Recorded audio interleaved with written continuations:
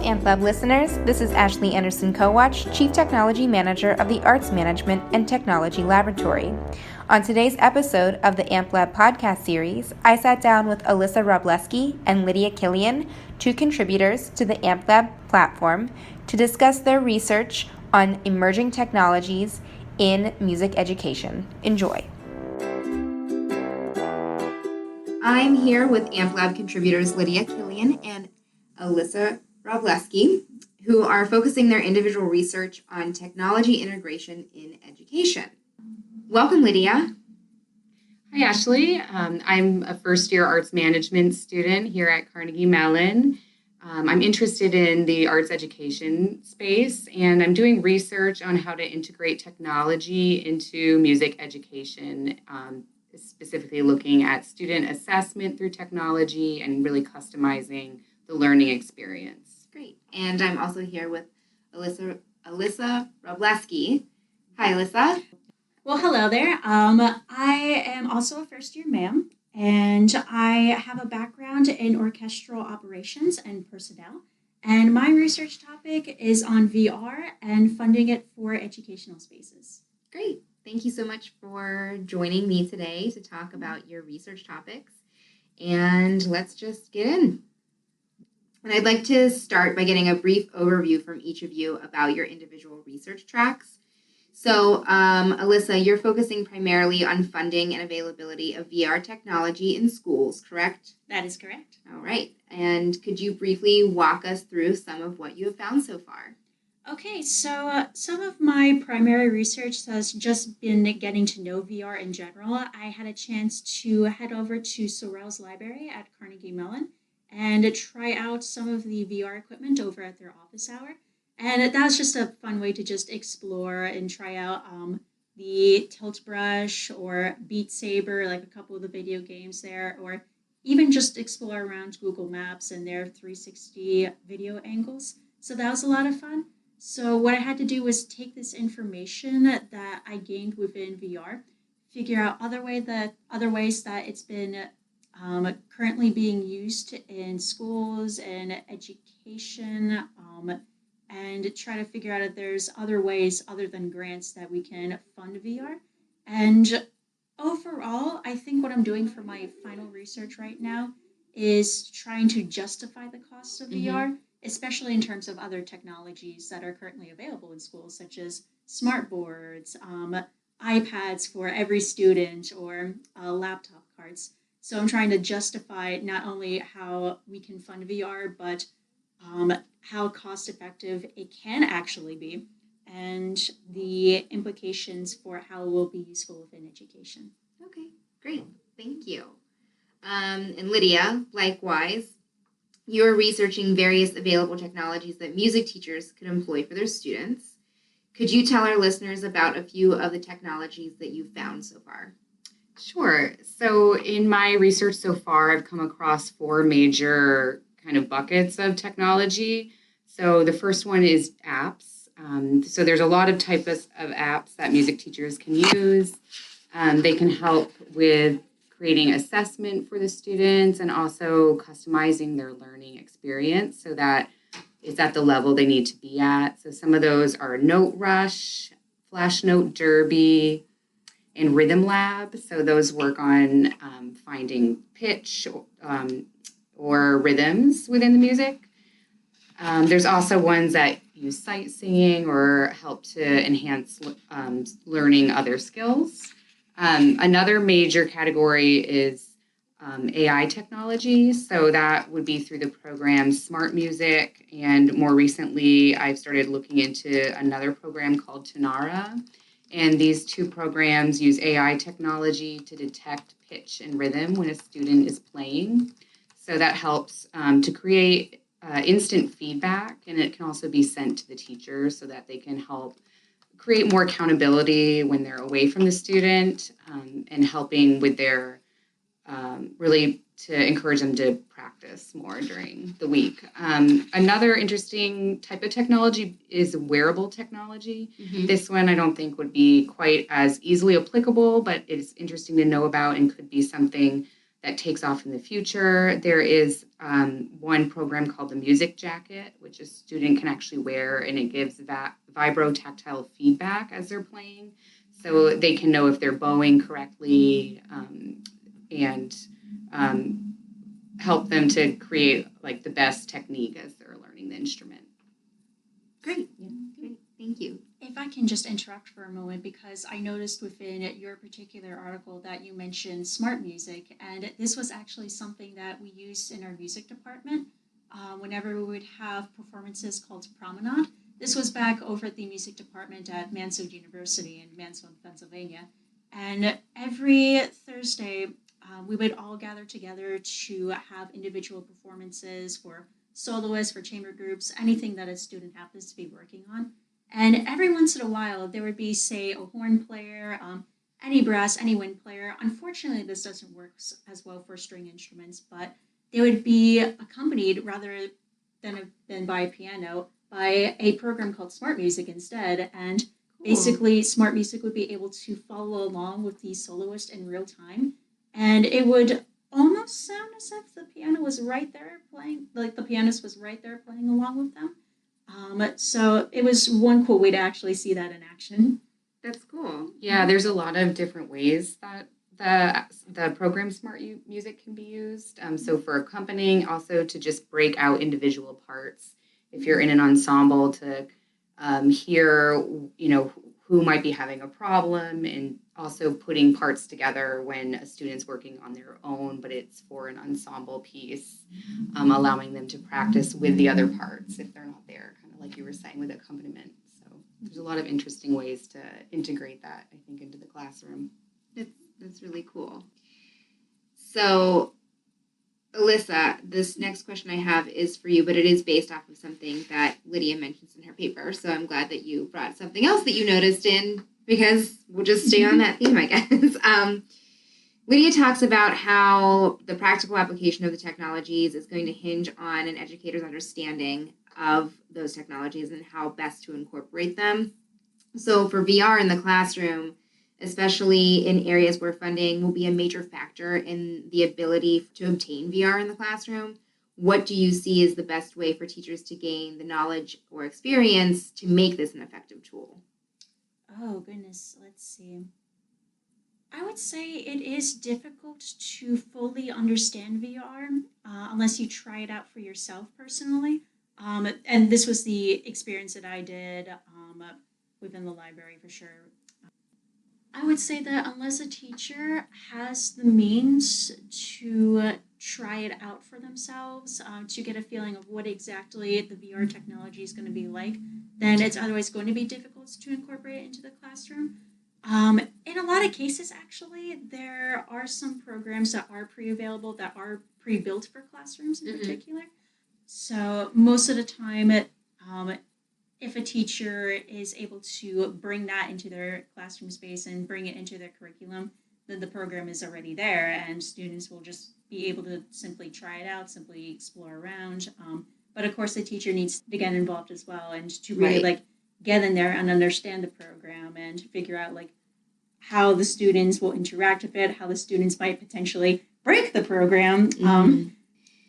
So are there any, in your research, have you found, are there any sort of, I don't want to say conferences, but any kind of conventions maybe that would be for this new space in education where technology and education are overlapping so that teachers can get a hands-on experience or tutorials or how to best utilize these things in their classrooms? Because I'm seeing this, if this is a growing space, that might be something that either already exists or might need to exist in the future for teachers to get the training that they need to make these effective educational tools. Otherwise, it's a gimmick.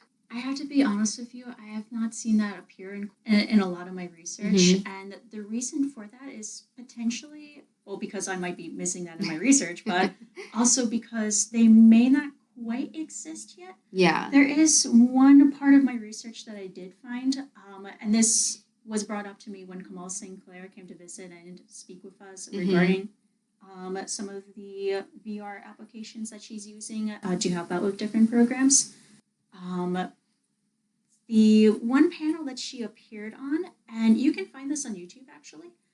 This panel is called Games for Change.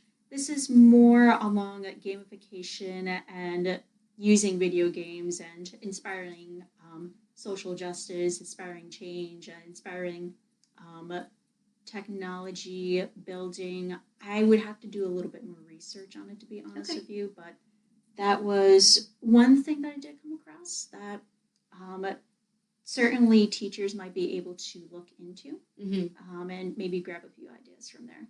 Great, thank you. So Lydia, kind of the same format as far as the question goes. It's something that I recognized or found in Alyssa's paper. So she's recognizing in her paper that availability of technologies will be dependent on the school's ability to purchase VR.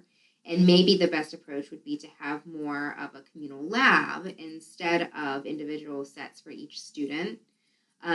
What do you suggest would be the best approach for public school music teachers to access some of the technologies that you've identified?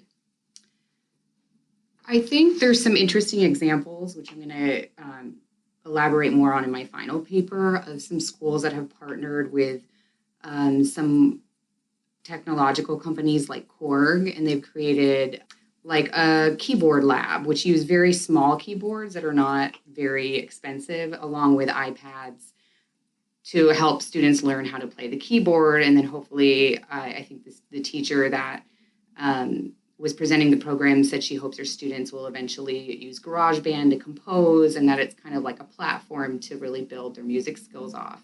And there's other examples of how some schools have been able to use these resources to build these labs up. So I think maybe those sorts of facilities in schools that can have those resources could work as like a community center for other schools to learn from, to provide trainings. One of the big things is that I think a lot of teachers don't know how to incorporate technology into the classroom because apps are not very expensive. There's a lot of ways you can do that. A lot of places have smart boards and you can incorporate that. I'm also looking into more digital instruments like a MIDI controlled guitar, which is only like $200, and you could just purchase one and then use it in a classroom.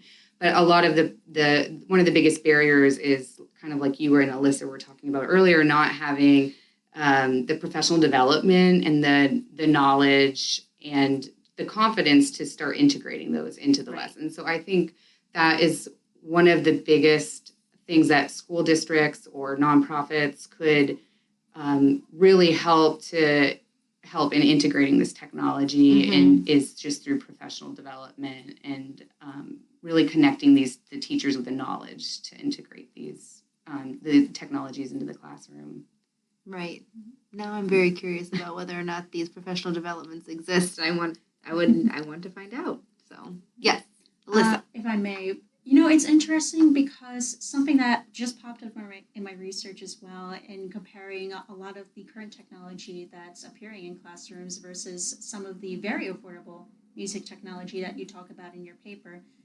Some of the technology you mentioned may cost around say $200, $300, whereas with smartboards, one smartboard alone can cost from $2,000 to $5,000, and you are we've been starting to see that in every classroom space in public schools, and institutions like Carnegie Mellon. So that can add up to quite a bit very quickly, and you're talking maybe about a one-time purchase of $200, $300 for one student. Even though that could add up, there's still so much technology costs that do not cost a lot, but still add such an amazing benefit like smartboards do. Yeah, and I think one thing I am focusing on more in the final part of this research is just how the technology can create a more customizable experience for each student. It's hard for one teacher to 30 students to really meet each student where they're at in the learning process. And so that $200 per student, and maybe not even that, can really provide a a more personalized experience, allowing the teacher to be more effective in the classroom, and can really be a strong resource for the teacher and the students. Great.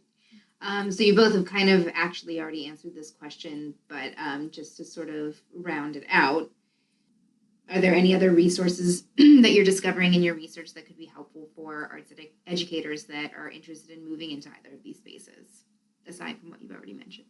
I would say there's a lot online. There's a lot, like we already mentioned, one downfall is there don't seem to be that much emphasis on technology integration in terms of professional development, but there are a lot of teachers that are spearheading these initiatives. So I think just learning from best practices, there's a lot of blogs that just have information on apps you can use.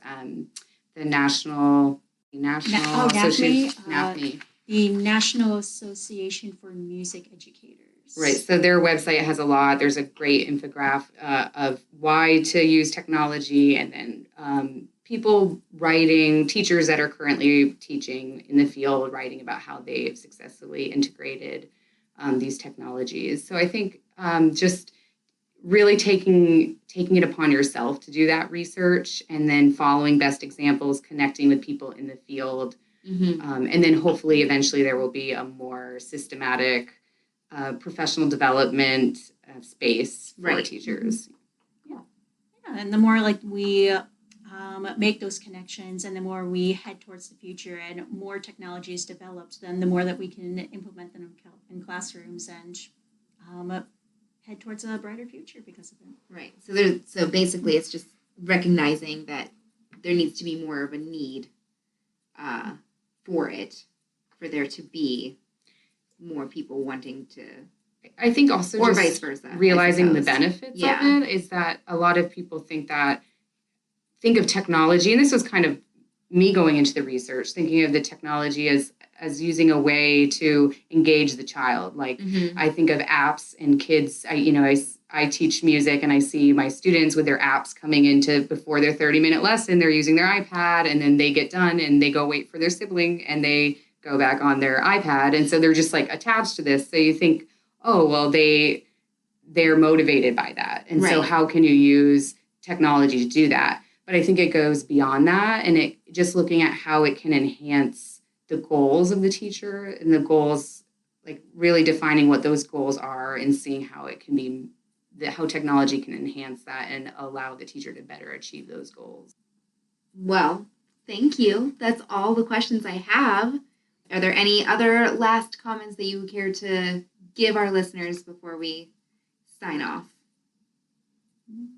No, I think this was great. It's interesting to hear about VR, because that is one area I haven't explored, having gone through this like range of different technologies. VR is the one that I didn't really look into, so I think it's interesting to hear your perspective of integrating VR into the classroom. It's certainly interesting. It's very new in the educational space for sure, and it is going to definitely grow, and we're predicting that it's going to expand.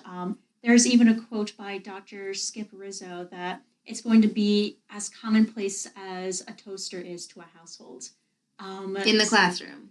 VR in the classroom, yes. Like in that comparison sense. And in general, like Dr. Skip Rizzo was talking about like VR in the household, but if it's becoming like this commonplace in the household, then imagine what it's going to be like for the classroom. Right. And if you think back, if I think back to when computers were first brought in, they were definitely more in the educational space than they were as a home computer. So I can see maybe VR going that same route potentially, where it's recognized for its educational power first.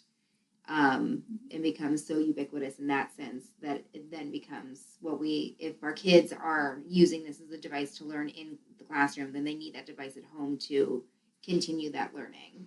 So that's an interesting way of. Oh yeah, and it certainly develops too. I mean, I remember like back in the day when I was in high school, when they first introduced laptop cards to classrooms, and then every student will be able to take a laptop, bring it to their desk, and work on whatever they needed to work on. Yeah. And now, from what I understand, that has actually transformed into it back in my old high school, like that's transformed into every student is assigned a tablet or an iPad with a pencil of some sort, and then teachers are able to use online forums to assign them homework, and students can turn in their homework that way. So it's interesting to see like how that's developed, and it will be interesting to see how it's going to further develop with VR, with all sorts of other technologies, like especially in the music and arts classrooms. Yeah, absolutely. Cool. Well, thank you so much. This has been great. Not a problem. Thanks, Ashley. Thanks for listening to the Arts Management and Technology Lab podcast series. You can read more on the intersection between the arts and technology at www.amt-lab.org. Or you can listen to more interviews and discussions in our podcast series on iTunes, Spotify, Google Play, or Stitcher. Thank you for joining us.